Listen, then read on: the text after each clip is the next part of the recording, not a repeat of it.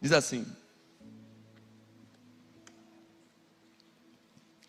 certo dia, a mulher de um dos discípulos dos profetas foi falar a Eliseu: teu servo, meu marido, morreu, e tu sabes que ele temia o Senhor.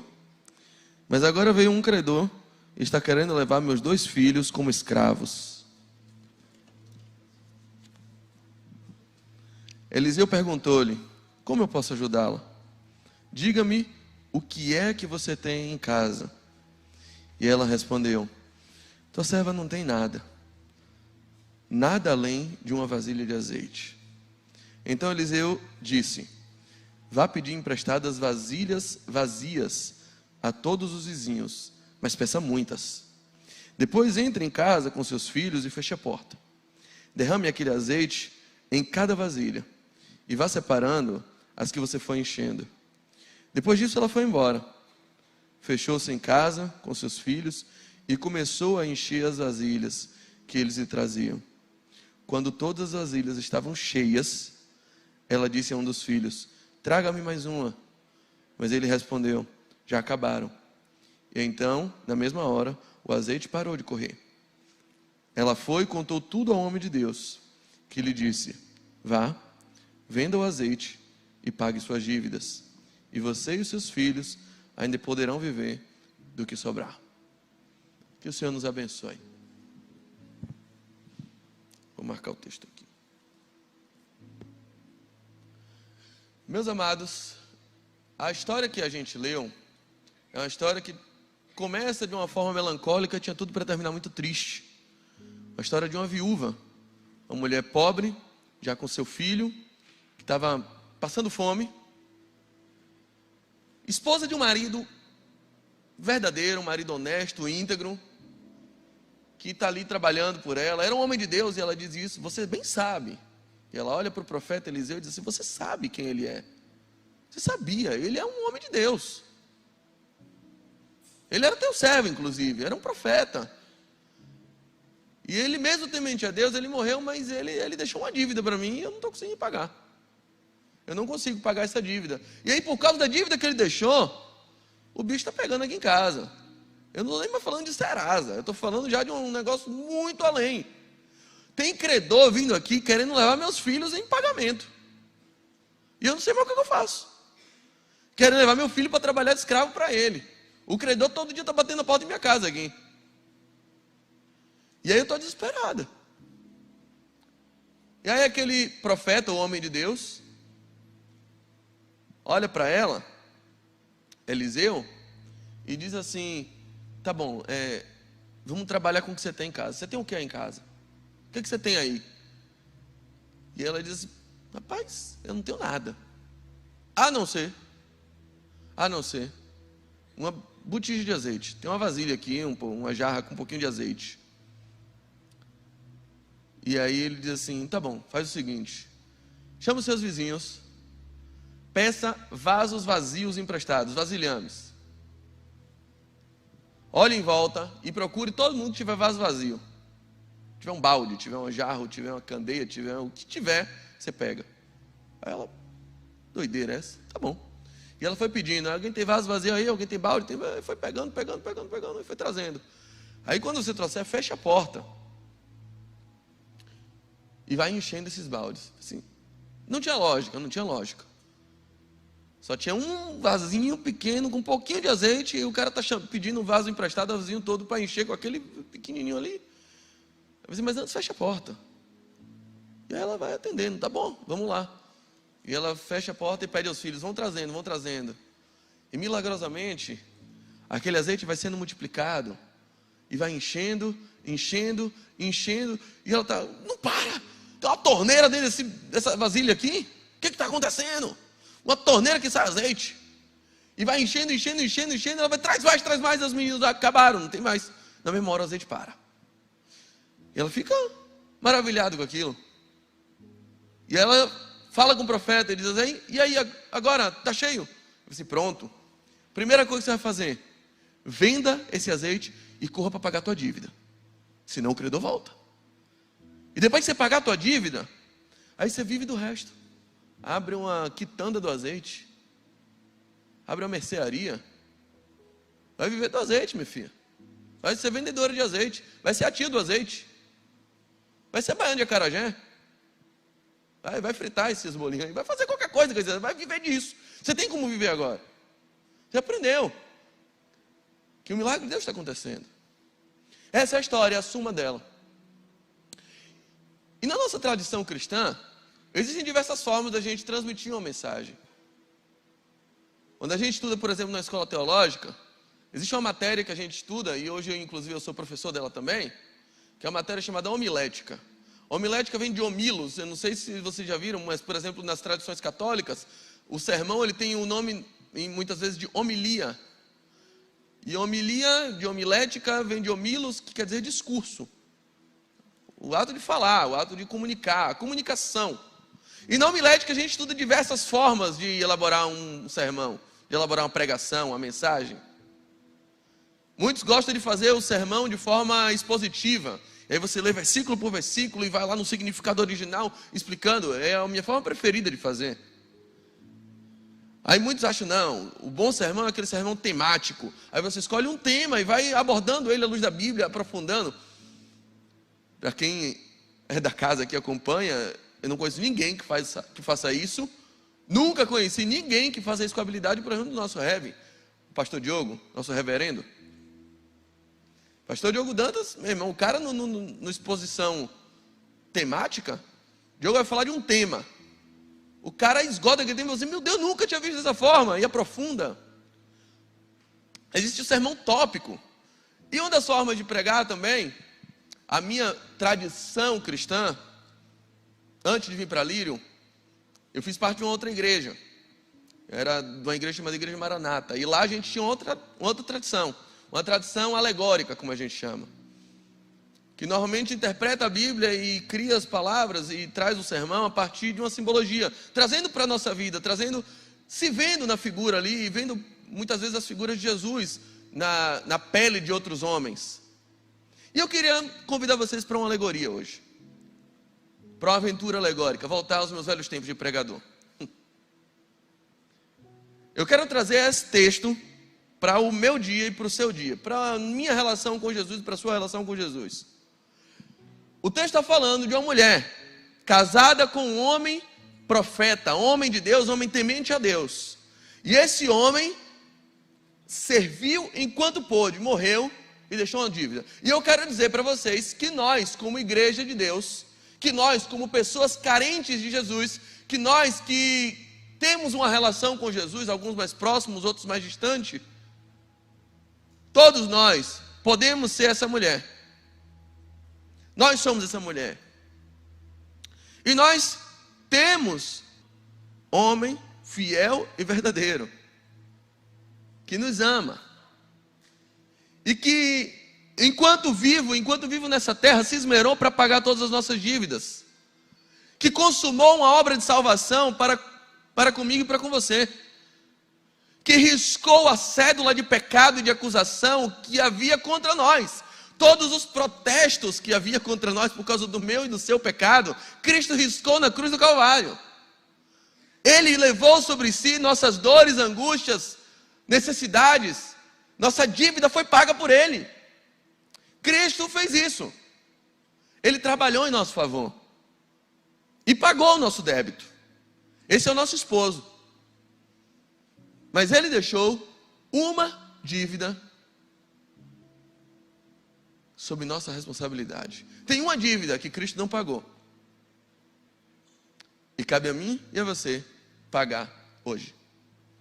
E você vai descobrir que dívida é essa quando a gente lê 1 Coríntios capítulo 13, no verso 8. O apóstolo São Paulo vai dizer, olha, vocês não têm mais dívida nenhuma. Cristo pagou a dívida que vocês tinham com o pecado. Cristo pagou a dívida que vocês tinham com a morte. Cristo pagou a dívida que vocês tinham com o inferno. Cristo pagou a dívida que vocês tinham perante Deus, o justo juiz.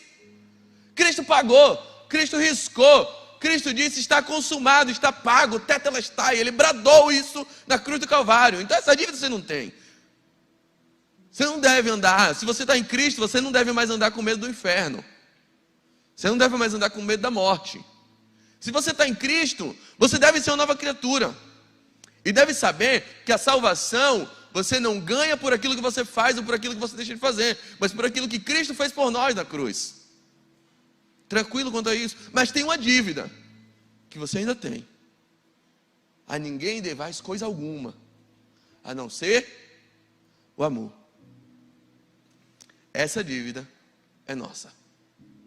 Essa dívida é nossa. Paulo vai dizer isso. Cristo morreu, mas ficou uma dívida para a gente pagar. E a sensação que eu tenho,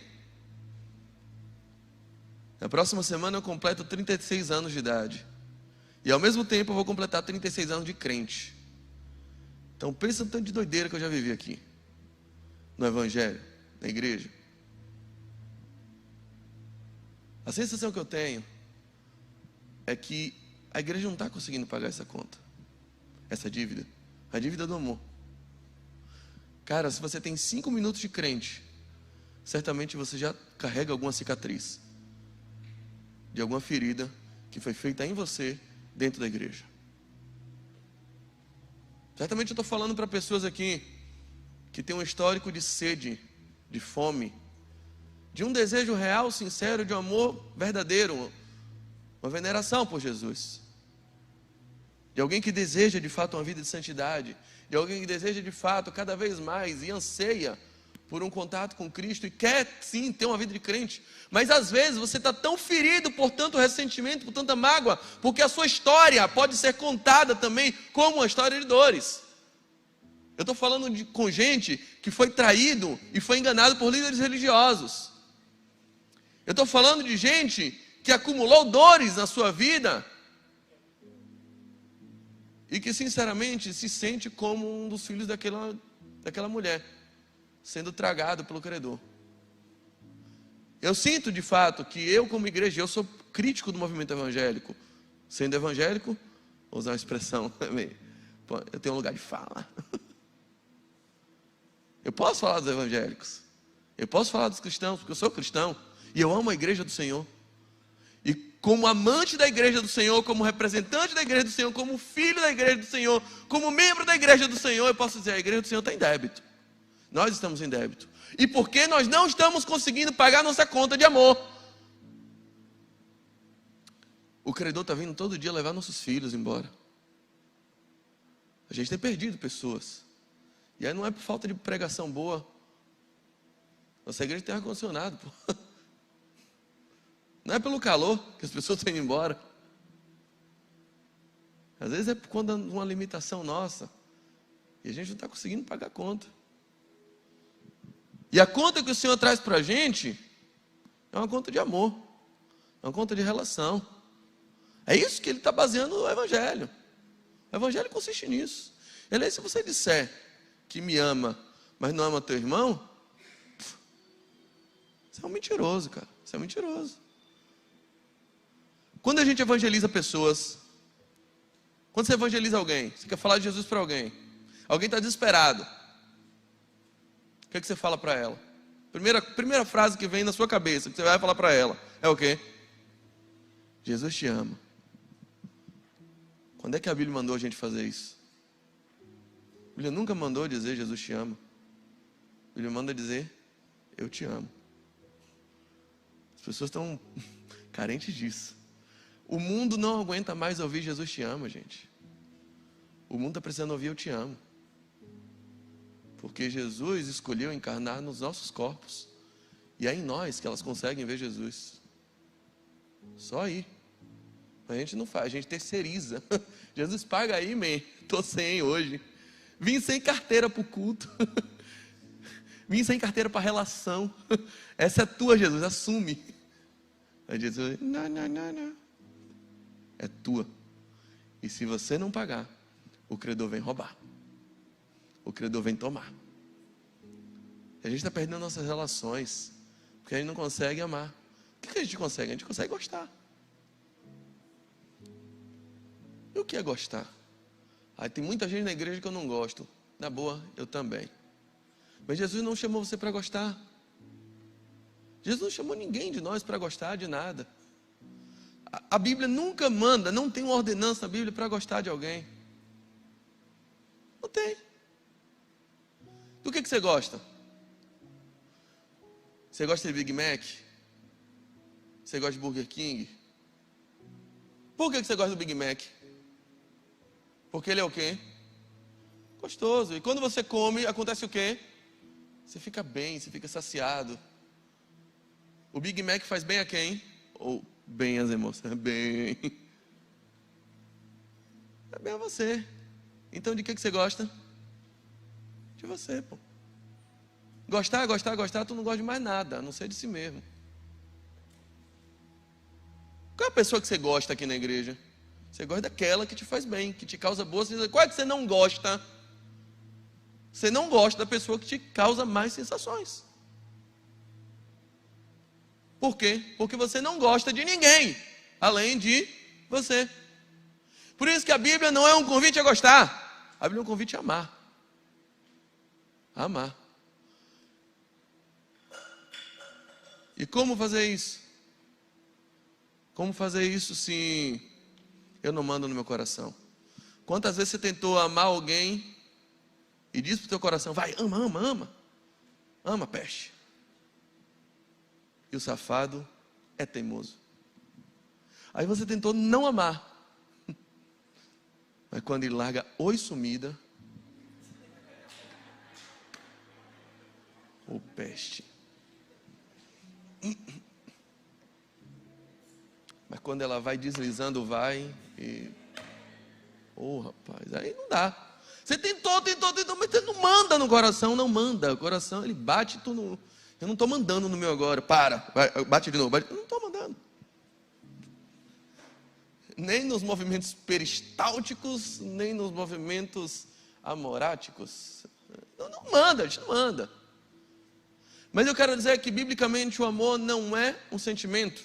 O amor também não é um comportamento. O amor também não é energia. O amor é uma pessoa. É Jesus Cristo. O amor bíblico é uma pessoa. O único jeito de pagar essa dívida, como é? É se tornando essa pessoa. Jesus. Aquela mulher está desesperada. E aí ela recorre ao homem de Deus. Recorrer ao homem de Deus naquele momento era como recorrer ao próprio Deus. Era o próprio Deus que estava ali, porque era o único canal que eles tinham para com Deus, é ouvir o homem de Deus.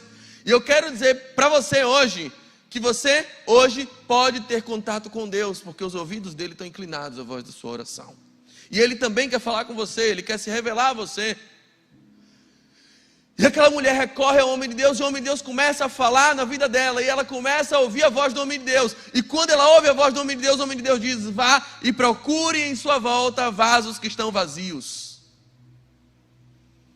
E talvez hoje a voz do Senhor esteja ecoando no seu coração e no meu coração, na minha mente, na sua mente, no meu ouvido e no seu ouvido, para revelar a você e para fazer você lembrar de quantos vasos vazios há em volta de você. Talvez o vaso vazio do apartamento 103 do seu lado. Talvez aquela irmã que você já não fala há muito tempo. Talvez aquela jovem que te escandaliza tanto porque você acha que ela não passa de uma devassa. Talvez Deus esteja olhando para ela e esteja querendo te revelar que na verdade ela é só um vaso vazio, carente, desesperada, precisando de afeto, precisando que alguém a ame, que alguém olhe para ela de um jeito que ela nunca foi olhada, porque talvez o pai dela deveria ter feito isso e não fez. E hoje em todas as relações ela busca a carência que foi deixada por uma paternidade ferida. Talvez na baia do seu lado, onde você trabalha, na sua firma, tem um vaso vazio e você não consegue enxergar, porque você só olha para o seu umbigo. Talvez a sua mãe seja, talvez sua filha seja um vaso vazio, mas você não consegue saber, você não consegue perceber, porque você só está preocupada com o que você não tem, com o que lhe falta. Ele pergunta o que é que você tem. Ela diz, eu não tenho nada. Como não tem nada, pô? Eu quero fazer alguma coisa, mas a partir do que você tem. Ela diz, então eu tenho um pouquinho de azeite. Ele, pronto, é isso. Eu quero operar a partir do que você tem. E Deus está perguntando a você o que você tem. Quais são os talentos que você tem, quais são os recursos que você tem, porque é aí que Ele quer operar. Deus não vai agir em cima do que você não tem, Deus não vai lhe pedir nada impossível. É balela aquela história de que Deus não escolhe capacitados, mas capacita os escolhidos. Isso só funciona em propaganda política, porque na Bíblia ele diz que Deus entregou talentos a cada um conforme suas capacidades. Deus te conhece, Ele sabe quem você é e Ele quer te usar do jeito que Ele te fez. Ele já lhe deu tudo que você precisa para ser quem você quer, quem Ele quer que você seja. Deus quer te usar, Deus quer operar um milagre, Deus quer operar coisas sobrenaturais em sua vida, mas a partir do que você já tem, a partir de quem você já é. O que você sabe fazer? Você falar, pronto, é isso. Quando ele chega para Moisés, Moisés vai lá e liberta esse povo da escravidão, porque o clamor dele subiu ao meu coração. E eu já estou irado contra esse Egito que não para de escravizar o meu povo. Eu não vou mais permitir isso. Vai lá, Moisés. Moisés, eu não sei. Moisés, na boa, o que você tem na mão? Ele diz, eu tenho um cajado, pronto, está de bom tamanho. É esse cajado mesmo que eu vou usar. Tu vai estender ele na frente do mar, tu vai ver o que vai acontecer. Tu vai jogar ele no chão, ele vai virar uma cobra. Depois ele vai virar na sua mão de novo como uma serpente. Vai deixar de serpente a virar cajado de novo. É esse cajado aí que eu vou usar. É o que você tem na sua mão. Deus não precisa de muito, querido. Deus já lhe deu tudo que você precisa para você ser quem Ele quer que você seja. O que você tem? Você tem uma empresa, você tem um coração, você tem mãos habilidosas, você tem inteligência. Quem sabe Ele não quer transformar a sua empresa no local onde Ele quer se manifestar poderosamente. Já dei esse testemunho e falo isso com muita frequência até. O lugar onde eu me sinto mais poderosamente usado pelo Espírito não é aqui no púlpito. Às vezes é lá no escritório. Quando chega um casal, é assim, a gente não aguenta mais. A gente veio aqui cuidar do divórcio. E aí às vezes eu sento com eles e peraí, vamos conversar. Aí tem 1, 2, 3, 4, 5 horas de conversa. Eu começo a falar para eles sobre a importância de persistir. Às vezes não preciso nem citar o nome de Jesus, mas Ele está em tudo, Ele está em toda a conversa. E depois de 5 horas de conversa, eles olham para mim e falam assim, doutor, a gente vai esperar mais um tempo. A gente vai tentar de novo. Eu perco meu honorário, mas eu pago minha dívida. O que você tem? Porque você está pensando, eu não tenho nada. Tem. Olha que tem. Olha que tem. Deixa o Senhor falar com você e quando Ele vai falar, a voz dele vai ecoar em teu coração. Aí tu vai começar a ver que de fato tem vasos vazios do seu lado. Tem gente que já não sonha. Tem gente que vive um pesadelo acordado. Tem gente que precisa muito de algo que você tem a oferecer. Que você vai impactar aquela empresa, aquela família. Tem gente que precisa ouvir algo que você tem a oferecer, que você tem a falar. Algo que Ele plantou em seu coração e você está reprimindo porque você acha que você não tem nada. Porque você só está olhando para o seu próprio umbigo. Porque você está olhando para aquilo que te falta. E não para aquilo que você tem a compartilhar. Eu vou dizer de novo, o Evangelho não é aquilo que nos dá a expectativa do que temos a receber. O Evangelho é aquilo que nos dá certeza e convicção do que temos a compartilhar. É isso que o Evangelho faz. Aí quando você começa a ver os vasos vazios, você percebe que você tem azeite. E aí mais uma tipologia, mais uma alegoria. O azeite na Bíblia tem muita ligação, sobretudo no Antigo Testamento, muita ligação e muita analogia, muita comparação com o Espírito Santo. Isaías 61 e Lucas capítulo 4, o profeta faz a menção e Jesus avoca para si o cumprimento dessa profecia quando ele diz, o Espírito do Senhor Jeová está sobre mim, porque Ele me ungiu. Ou seja, o Espírito foi derramado em forma de azeite. Ele me ungiu, Ele derramou sobre mim essa unção. Ele me ungiu para levar boas novas aos quebrantados, para proclamar liberdade aos cativos, para pôr em liberdade aos algemados, para proclamar o ano aceitável do Senhor e o dia da sua vingança. O Espírito de Deus, Ele está muito ligado a essa tipologia do azeite, da unção que vem sobre os profetas, sobre os reis, sobre os sacerdotes.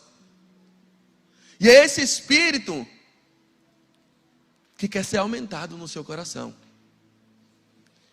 Quando ela chega, traz aqueles vasos vazios, fecha a porta. Ela traz todos os vasos vazios e fecha a porta. Quando ela faz isso, a Bíblia diz, e o azeite começou a jorrar. E jorrava descontroladamente. E jorra, ela enche mais aí, a torneira está aberta aqui. Traz mais outro. E quem mais está precisando aí? Qual é o outro que ainda está vazio? Eu vou encher. A partir do que está dentro do que eu já tenho, Ele vai multiplicar e eu vou encher todos os outros. É assim que acontece no Evangelho. O Evangelho é sobre impartição, sobre repartição do que Deus gerou em mim, quer gerar em você também. Deus não nos chamou para procurarmos poços. Em Samaria tinha uma mulher, João capítulo 4, que estava procurando poço e queria tirar água do poço. Jesus está dizendo para ela, eu não te chamei para ser poço, eu te chamei para ser fonte. Eu não te chamei para depender de um poço, eu não te chamei para procurar águas em fontes exteriores. Porque da água que eu lhe der, se você beber, você nunca mais vai ter sede. Porque da água que eu ordeno, da água que eu ofereço, quem beber dessa água, dentro do seu interior, dentro do seu coração, se fará uma fonte que jorra para a vida eterna. Porque com Cristo, o nosso enchimento não acontece de fora para dentro.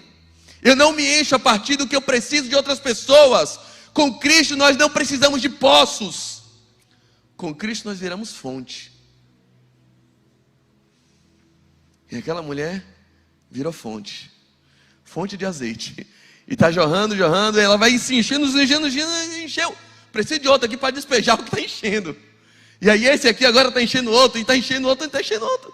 E aí eles vão virando fonte. E tem várias fontes abertas. Até a hora que acabam os vasos, os vasilhames. E quando acabou o vaso, ela diz assim, acabou o vaso. Aí acaba o azeite também. Porque o propósito do azeite era encher vasos. E é assim a atuação do Espírito Santo. O Espírito Santo não atua em lugares. As pessoas pedem, estou começando uma empresa, vamos lá orar. Eu vou, beleza, gosto de fazer isso. É simbólico, é importante. Mas na boa, tua casa não precisa ser desencapetada.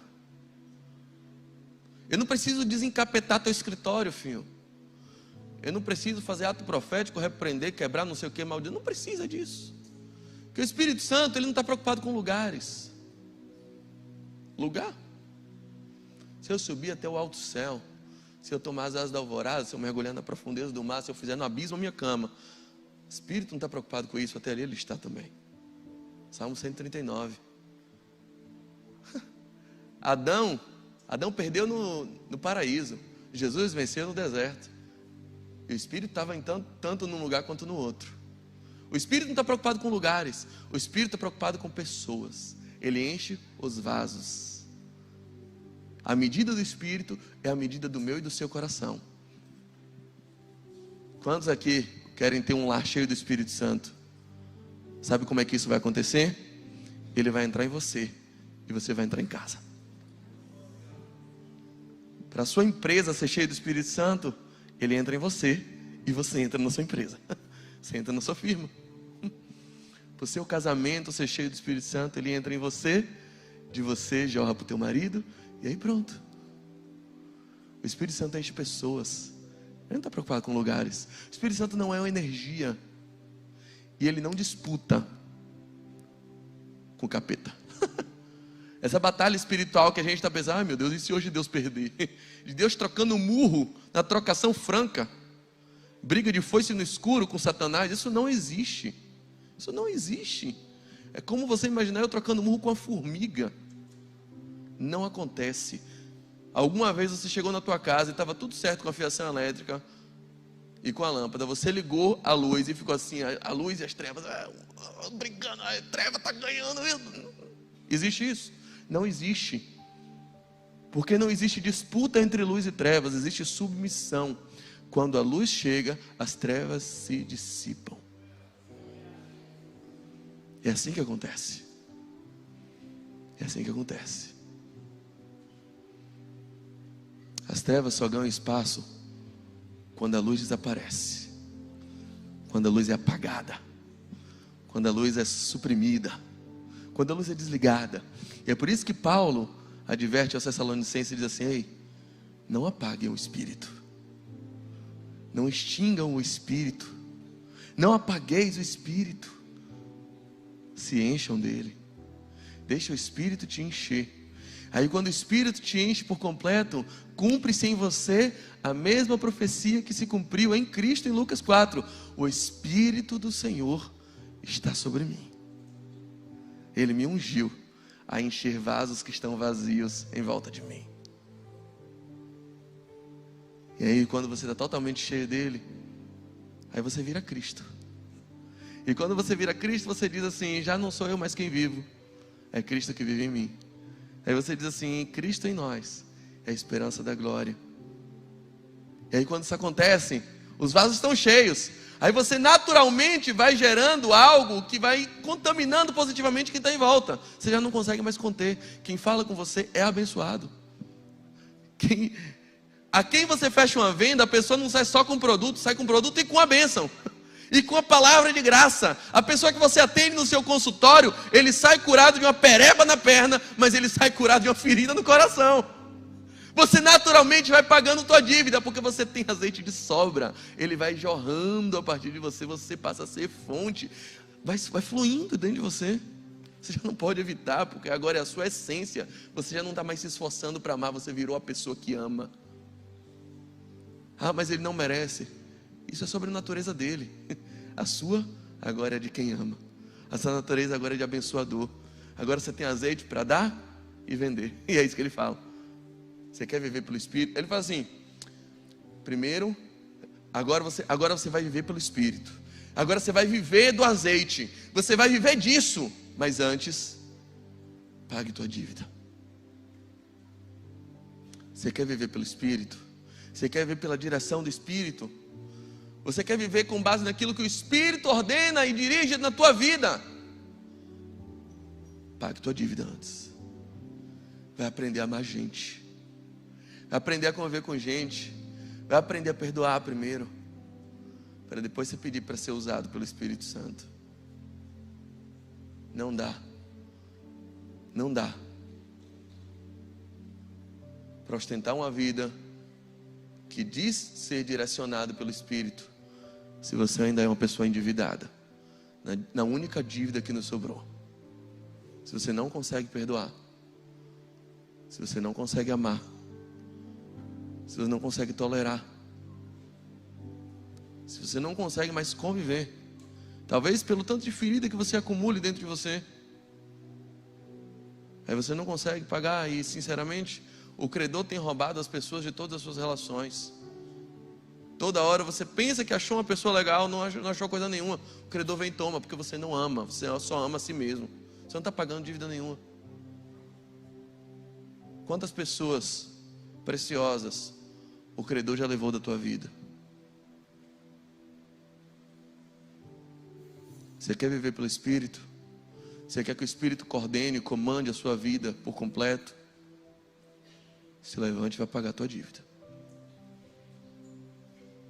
Feche seus olhos, curve sua cabeça. E a minha oração é que o Senhor traga à sua memória hoje pelo menos uns 10 vasos vazios, para quem você vai sair daqui e vai mandar uma mensagem dizendo: eu tenho azeite para você. Deus colocou algo na minha vida que vai ser o suficiente para encher a tua. Quem é que Deus está trazendo à sua memória? Quem é que Deus está trazendo ao seu coração? E que na boa, tu tem uma dívida com Ele. Tu está devendo. O Espírito Santo está nos chamando para pagar essa dívida, gente. Não por obrigação, mas porque essa é a nossa natureza. É assim que Ele nos fez. É assim que Ele está nos fazendo. Ele está nos enchendo para que possamos encher outros. Não retenha nada, não reprima mais nada. Deixe o Espírito Santo ser uma fonte no seu coração, ser uma fonte que jorra tão forte que você não segura só para você. É isso. É para isso que o Evangelho nos habilita. O Evangelho não é aquilo que nos dá a expectativa do que temos a ganhar. Jesus não vai entrar na tua vida para você ter fé suficiente para ganhar coisas, para receber mais coisas, e para orar, porque Deus vai te dar mais coisas. Não. O Evangelho nos dá a convicção do que já recebemos e que temos a compartilhar com o mundo. Você não precisa do Evangelho para conquistar. Não precisa. Meu filho aprendeu a conquistar sozinho. Com 2 anos já tomava brinquedo dos colegas. O que é contrário à natureza dele não é conquistar. O que é contrário à natureza dele é compartilhar. Para defender o brinquedo dele, eu nunca precisei ensinar. Para tomar dos outros, eu nunca precisei ensinar. Mas até livro eu tive que comprar para ensinar a compartilhar brinquedo.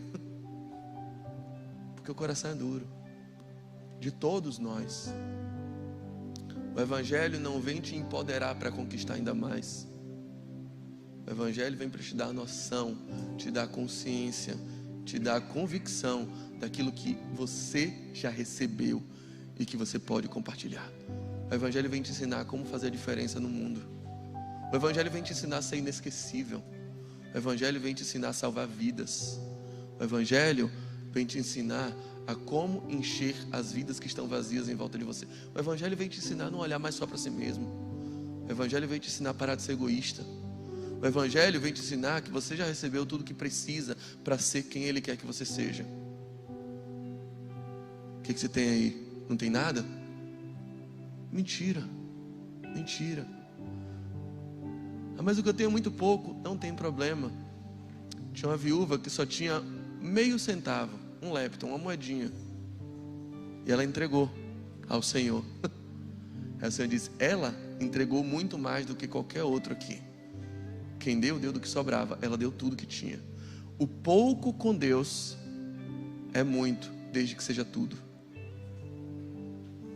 O pouco para Deus é muito, desde que seja tudo. O que você tem? Não tenho nada, não sei fazer nada. Coloca isso na mão do Senhor para tu ver. Se consagra a tua vida a Ele para tu ver. Se essa pessoa que tem um coração completamente carente de afeto, que não consegue passar um final de semana sozinha, coloca isso, essa vida na mão do Senhor, para tu ver se tu não vai virar uma excelente adoradora aos pés dele. Porque é isso que aconteceu em Lucas 7. Uma pecadora, uma mulher conhecida como mulher pecadora, se coloca aos pés de Jesus.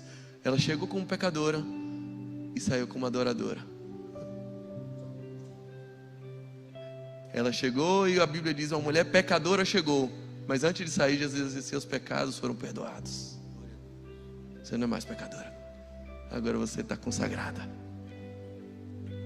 Coloca na mão do Senhor essa sua angústia, essa sua preocupação, seus talentos, seus recursos, o que você tem, o que você acha que não tem. Coloca na mão do Senhor. Pega os vasos vazios que estão vindo ao seu coração agora, e aí faz o que aquela mulher fez: fecha a porta. É isso que Jesus ensina em Mateus capítulo 5. Entra no teu quarto, fecha a porta e apresenta esses vasos vazios diante do Senhor, na intimidade do teu coração. Senhor, são teus. É o Senhor que colocou eles em minha vida, então me usa para enchê-los. Pede a graça do Senhor sobre sua vida. Converse com o Espírito Santo agora.